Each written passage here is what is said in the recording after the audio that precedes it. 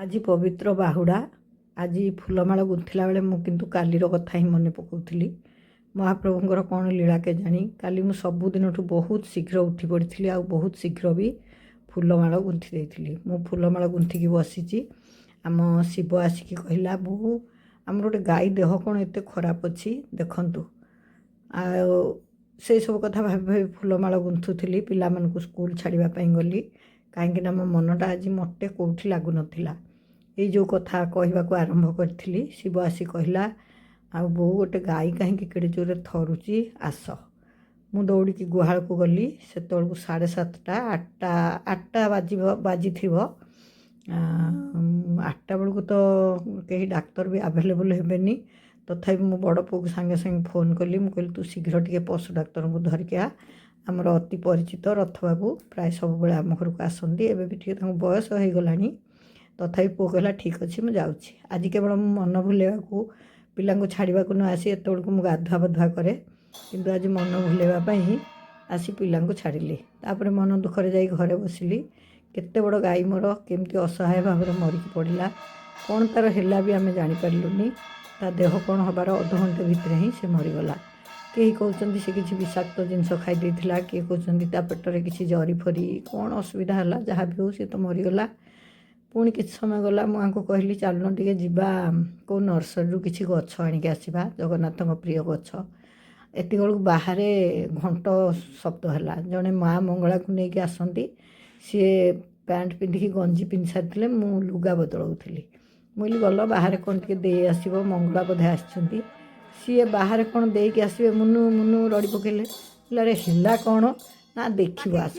ମୋତେ ଏମିତି ଅତର୍ଚ୍ଛ କଲେ ଯେ ମୁଁ ଲୁଗାଟାକୁ ସାଦା ପିନ୍ଧିକି ଦୌଡ଼ିକି ଗଲି। ଆଲୋ, ଗଲାବେଳକୁ ମୋ ଦାଣ୍ଡରେ ମହାପ୍ରଭୁ।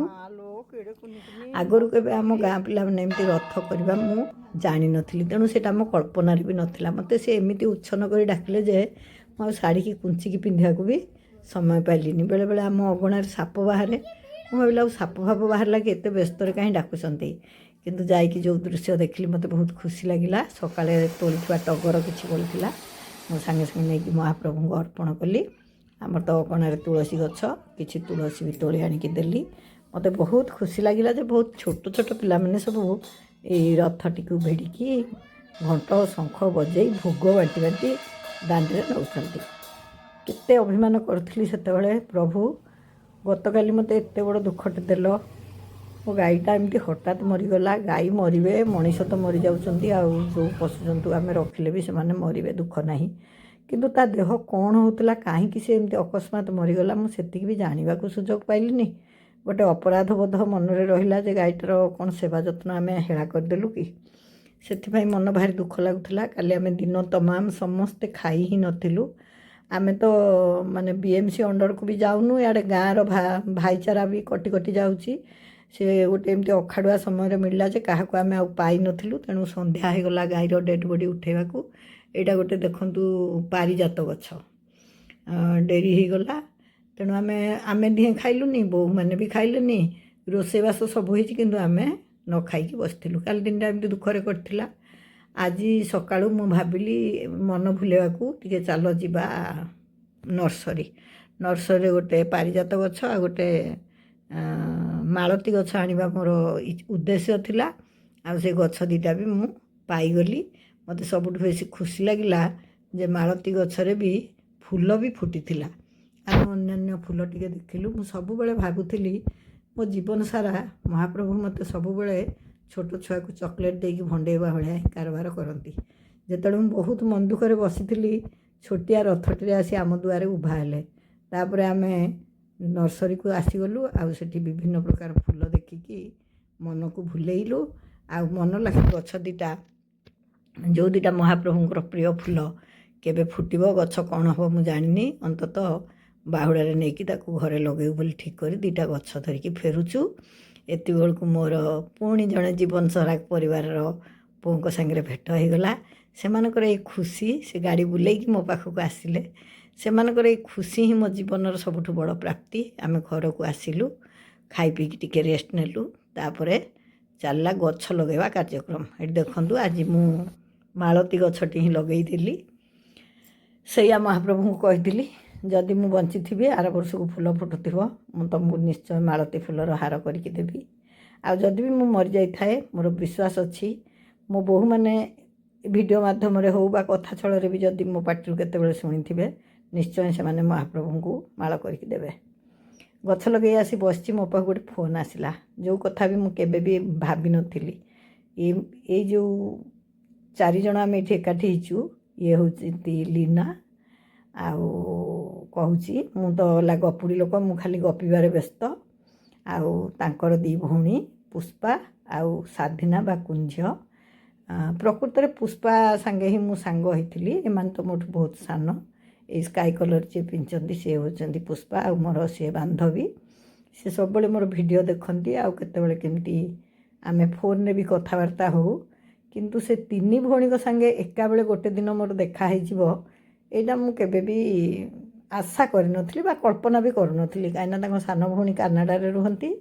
ଅବଶ୍ୟ ମୁଁ ଶୁଣିଥିଲି ବଡ଼ ଭଉଣୀ ଦିହେଁ ପାଖାପାଖିରେ ରହୁଛନ୍ତି, ହେଲେ ବି ଗୋଟେ ଦିନରେ ସେମାନଙ୍କ ସାଙ୍ଗେ ଦେଖା ହେବ ଏ ବିଶ୍ୱାସ ମୋର ନଥିଲା।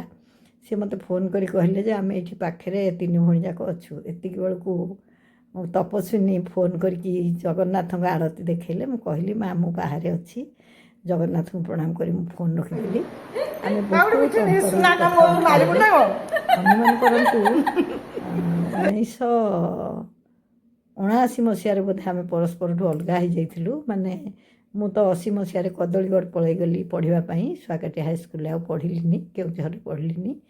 ଆଉ ତାଙ୍କ ବାପାଙ୍କର ବଦଳି ହେଇଯିବାରୁ ସେମାନେ ବି ଶୁଆକାଟି ଛାଡ଼ି ଦେଇଥିଲେ। ଆଉ ତା ପୂର୍ବରୁ ପୁଷ୍ପା ମୋଠୁ ଗୋଟେ ବ୍ୟାଚ୍ ଉପରେ ଥିବାରୁ ସେ 81 ମସିହାରୁ ହିଁ ସ୍କୁଲ ଛାଡ଼ି ଦେଇକି, ମାନେ ଶୁଆକାଟି ଛାଡ଼ି ଦେଇକି ତାଙ୍କ ମାଉସୀଙ୍କ ଘରେ ବୋଧେ ରହିକି ପଢ଼ାପଢ଼ି କରୁଥିଲେ।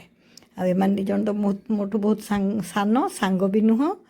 ଆଙ୍କ ସାଙ୍ଗେ ବି ମୋର ସେଇ 79 ମସିହା ପରେ ଆଉ ଦେଖା ହେଇନି। ସେଇ ଦିନଠୁ ଅନୁମାନ କରନ୍ତୁ ୟୁଟ୍ୟୁବ୍ ଯୋଗୁଁ ଆମେ ଯୋଡ଼ି ହେଇଥିଲୁ ପୁଷ୍ପା ମାଧ୍ୟମରେ। ସେ ମୋତେ ମେସେଜ୍ କରିଥିଲେ, ଆମେ ଫୋନ୍ରେ କେତେ ଥର କଥା ହେଇଥିଲୁ କିନ୍ତୁ ଦେଖା ହେଇପାରିନଥିଲା। ଆଜି ହଠାତ୍ ସେ ଫୋନ୍ କରି କହିଲେ ଯେ ଏଇଠି ପାଖରେ ସେମାନେ 3 ଭଉଣୀ ଯାକ ଅଛନ୍ତି। ମୁଁ ତ ଗଲା ମିଠା ଖାଇବାରେ ବ୍ୟସ୍ତ, ତେଣୁ ମୁଁ ଆଉ ମୋତେ ମୋ ସାଙ୍ଗ ମିଠା ଖୁଆଇ ଦେଉଥିଲା, ଆଉ ମୁଁ ଇଆଡ଼େ ମିଠା ଖାଇ ଚାଲିଥିଲି, ସିଆଡ଼େ କଥା ବି କହି ଚାଲିଥିଲି। ଜାଣିଛନ୍ତି ତ ସମସ୍ତେ ମୁଁ ବହୁତ ମିଠା ପ୍ରିୟ। ତାଙ୍କର ଏଇ କାନାଡ଼ାରୁ ଆସିଥିବା ଭଉଣୀ ଜଣକ କିଛି ଦିନ ପାଇଁ ଏଇ ପାଖରେ ରହିବେ, ତେଣୁ ସେମାନେ ସମସ୍ତେ ଏକାଠି ହେଇଥିଲେ। ମୁଁ ତାଙ୍କ ପାଖକୁ ଯାଇଥିଲି। ଆସିଲା ବେଳେ ମୁଁ ଭୀଷଣ ଭିଜିଗଲି। ସେମାନଙ୍କର କିଛି ଭୁଲ ନାହିଁ କି ମୋର କିଛି ଭୁଲ ନାହିଁ, ତାଙ୍କ ପାଖରୁ ମୁଁ ବାହାରି ଆସିଲି, ନହେଲେ ସେ ବି ମୋତେ କେବେ ହେଲେ ଛାଡ଼ି ନଥାନ୍ତେ। ବାଟରେ ଏତେ ଜୋର ମେଘ ହେଲା ପୁରା ଘର ପାଖରେ ଯେ ଆମେ ଶାଶୁ ବୋହୂ କହିଲୁ ଦା ମୁଁ ଭିଜିଯିବା। ଘରେ ଆସି ଲୁଗା ବଦଳେଇକି ଦେଖିଲା ବେଳକୁ ମୋ ପୁରୀ ପୁଅ ପଠାଇଛନ୍ତି ରଥ ଭିଡ଼ିଓ। ମୁଁ କହିଲି ଓହୋ ରଥ ଭିଡ଼ିଓ ଦେଖିବି ବୋଲି ବୋଧେ ମୋତେ ମହାପ୍ରଭୁ ଭିଜେଇ ଦେଲେ। ଭଲ କଥା, ଯାହା ହଉ ଏଇ ୟୁଟ୍ୟୁବ୍ ଯୋଗୁଁ ମୁଁ ମୋର ସବୁ ସାଙ୍ଗସାଥୀଙ୍କୁ ଫେରି ପାଇଛି, ଯେଉଁଟା ମୋତେ ଗୋଟେ ବହୁତ ବଡ଼ ଖୁସି ଦେଉଛି। ଏଇ ପରିଣତ ବୟସରେ ଯେଉଁମାନଙ୍କୁ ମୁଁ ବର୍ଷ ବର୍ଷ ଧରିକି 40-45 ବର୍ଷ ଧରିକି ଯେଉଁମାନଙ୍କୁ ମୁଁ ଦେଖିନଥିଲି ସେମାନଙ୍କୁ ଦେଖିପାରୁଛି। ଆଉ ଏଇ ଭିତରେ ବି ମୁଁ ମହାପ୍ରଭୁଙ୍କର ଯେଉଁ ମୋତେ ଚକୋଲେଟ୍ ଦେଇ ଭଣ୍ଡେଇବାର ଗୁଣଟା ବି ଭାବୁଛି। ଏକ ତ ମୁଁ ଆଜି ବାହୁଡ଼ାରେ ଯାଇପାରିଲିନି, ମନ ତ ମୋତେ ବି ଭଲ ନାହିଁ। ଏତେ ବଡ଼ ଗାଈଟା ଗତକାଲି ମରିଗଲା, ସେଥିପାଇଁ ଆଜି ମୁଁ ନିଜକୁ ସବୁବେଳେ କିଛି ଗୋଟେ କାମରେ ବ୍ୟସ୍ତ ରଖିବାକୁ ଚାହୁଁଥିଲା ବେଳେ ସେ ବ୍ୟସ୍ତତା ପାଇଁ ମହାପ୍ରଭୁ ହିଁ ସୁଯୋଗ ଜୁଟେଇ ଦେଲେ। ସନ୍ଧ୍ୟାବେଳେ ବାରିଆଡ଼େ ଯାଇ ଦେଖିଲି ଆମ ବ୍ରହ୍ମକମଳ ଫୁଲଟି ଆଜି ହିଁ ଫୁଟିଯିବ। ମଝିରେ ଗୋଟେ ବଡ଼ ଅସରା ବର୍ଷା ହେଇଗଲା। ଆମେ ପ୍ରାୟ 7:30-8ଟା ବେଳକୁ ଯାଇକି ବ୍ରହ୍ମକମଳ ଫୁଲଟି ତୋଳିକି ଆଣିଲି। ମାତ୍ର ଗୋଟିଏ ହିଁ ଫୁଟିଛି, ଆଉ ଗୋଟିଏ ଫୁଟିଥିଲା ଯେଉଁଦିନ ନବଯୌବନ ଦର୍ଶନ ଥିଲା ମହାପ୍ରଭୁଙ୍କର। ଆଜି ବି ଗୋଟିଏ ହିଁ ଫୁଟିଛି। ଭାବିଲି ଯେହେତୁ ପୁଅ ଦିହେଁ ପୁରୀ ଯିବାକୁ ବାହାରିଛନ୍ତି ତାଙ୍କ ସାଙ୍ଗସାଥି ଭିତରେ ସହିତ ଗୋଟିଏ ହଉ ପଛେ ମୁଁ ଫୁଲଟି ପଠାଇଦେଲି, ବଡ଼ ଠାକୁରଙ୍କୁ ଦେବା ପାଇଁ କହିଛି। ଆଗରୁ ମୁଁ 4ଟି ଫୁଲ ନେଇକି ଦେଇଥିଲି, କିନ୍ତୁ ଆଜି ତ ଗୋଟିଏ ହିଁ ଫୁଟିଲା। କେତେଟି ଫୁଲ ଫୁଟିବ, କେଉଁ ଦିନ ଫୁଟିବ ସେଇଟା ଆମ ହାତରେ ନୁହେଁ। ଏଇଟା ଗୋଟେ ବିବାଦୀୟ ଫୁଲ, ତଥାପି ଗୋଟେ ଏମିତି ସୁନ୍ଦର ଦିନରେ ଯେହେତୁ ଫୁଟିଲା ମୁଁ ଫୁଲଟି ତୋଳିକି ଆଣିକି ପିଲାଙ୍କୁ ଦେଲି। ଆଉ ସେମାନେ ପୁରୀ ନେଇକି ଗଲେ, ସେଇଥିପାଇଁ ମୋର ଭିଡ଼ିଓ ଏଡ଼ିଟ୍ ଆଉ ଡବିଂ କରିବା ଡେରି ହେଲା। ଭାବୁଥିଲି ଆଜି ପକେଇବିନି, ସବୁବେଳେ ଟିକେ ଅଳସୁଆମୀ ପାଇଁ ଯେଉଁ ଦିନର କଥା ସେଇଦିନ ମୁଁ କହିପାରୁନି। ଆଜି ପବିତ୍ର ବାହୁଡ଼ା ଯାତ୍ରାରେ ମୁଁ ଭଗବାନଙ୍କୁ ଏଇ ଫୁଲଟିଏ ଅର୍ପଣ କରିକି ନିଜକୁ ଧନ୍ୟ ମନେ କରୁଛି। ଆଉ ପ୍ରାର୍ଥନା କରୁଛି ଏଇ ଜୀବନ ସମସ୍ତଙ୍କର ଆନନ୍ଦମୟ ହେଉ ସୁଖ ଶାନ୍ତିପୂର୍ଣ୍ଣ ହେଉ। ଜୟ ଜଗନ୍ନାଥ।